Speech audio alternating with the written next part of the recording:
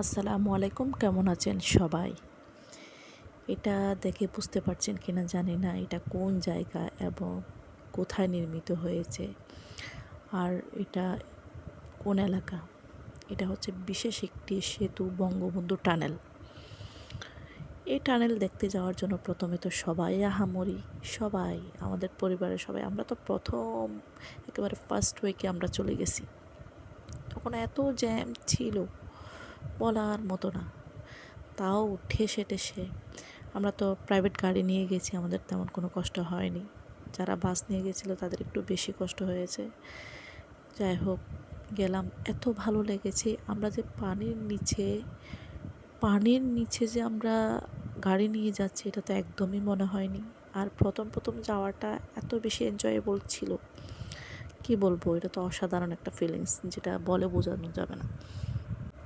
আর আমরা বিশেষ তেমন কেউ যাইনি, গেছিলাম আমি, আমার আম্মু, আমার ছোট বোন, আমার এক ছোট ভাই মিলে আমরা একটা গাড়ি নিয়ে গেছিলাম।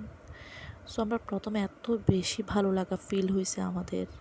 আর এটা তো যেভাবে আমরা প্রথমে ভেবেছিলাম যে আমরা পানির নিচে গাড়ি নিয়ে যাব, কেমন জানি লাগে, এটা তেমন কিছু মনে হয় না, খুব সাধারণ মনে হয়েছে। এদিকে ঢোকা, এদিকে বের হওয়া, দ্যাটস ইট। কিন্তু পরিবেশটা অনেক সুন্দর ছিল, খুবই ভালো লেগেছে। আমি এরপরে আরও একবার গেছি, আমার তেমন কোনো ফিলিংস হয়নি, যেহেতু আমি কয়েকবার করে যাওয়া আসা করছি। তো আমার কাছে ভালোই লেগেছে। সবচেয়ে বেশি ভালো লেগেছে ওইখানের ভিতর একেবারে ফ্রিতে এত বেশি স্পিডে গাড়ি চলতে পারে, খুবই ভাল লাগে, খুবই ভালো লাগে। আর প্রথম প্রথম রাস্তাগুলো একেবারে প্লেন থাকে, যতই গাড়ি যায় ততই ভালো লাগে। আমরা কী করেছি, আর একটি মজার ঘটনা, পিছনে একেবারে লাস্টে আনোয়ারের ভিতর ঢুকে তখন কিন্তু গাড়ি থামাতে দেয়, বাট গাড়ি তো লাইন ধরে ছিল, তখন ছবি তুলতে দেয় না। আমরা গাড়ি থেকে নেমে ইচ্ছা মতো ছবি তুলছি। ওখানে হয়তো যারা পলিটিক্স করে তাদের তো একটা ক্ষমতা আছে, তারা ইচ্ছা মতো যা ইচ্ছে তাই করতে পারে, কিন্তু সাধারণ পাবলিকে তো তেমন কোনো ক্ষমতা নাই, তারা ভয়েও গাড়ি থেকে নামছে না। আমি আমার এক ছোটো ভাইকে বললাম, তুমি গাড়ি থেকে নামো, আমরা ছবি তুলবো, দেখি কে কী করে। তবে আমাদেরকে কিছুই বলে না, তারাও মনে মনে আরও মজা নিচ্ছিল, সবাই মিলে ছবি তুলছে, এত বেশি ভাল লাগছিল। তো ফার্স্ট ও লাস্ট কথা, আমাদের মানে এমন ফিলিংস হচ্ছিল যে কী হতে পারে, কী হতে পারে, কী হতে পারে, ফার্স্ট ও লাস্ট পর্যন্ত কীভাবে আমরা বের হবো, কীভাবে।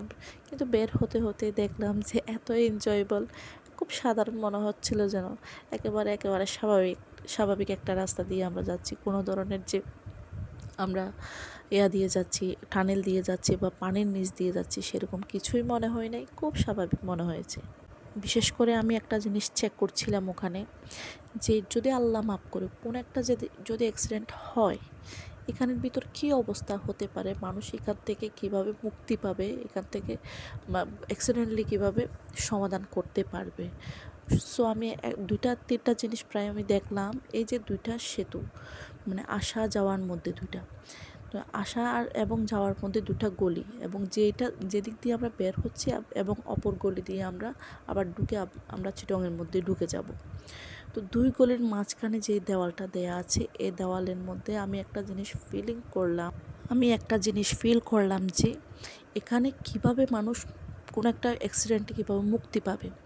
ওখানে দেখলাম বেশ কয়েকটা বড় বড় গোল গোল দরজা, মানে এই প্রান্ত থেকে এই প্রান্তে যাওয়া যাবে যদি হঠাৎ, সাগরের অনেক দূর নিচ তো, একেবারে 60 মিটার নিচে, তা তো অনেক রিস্কি। যদি আল্লাহ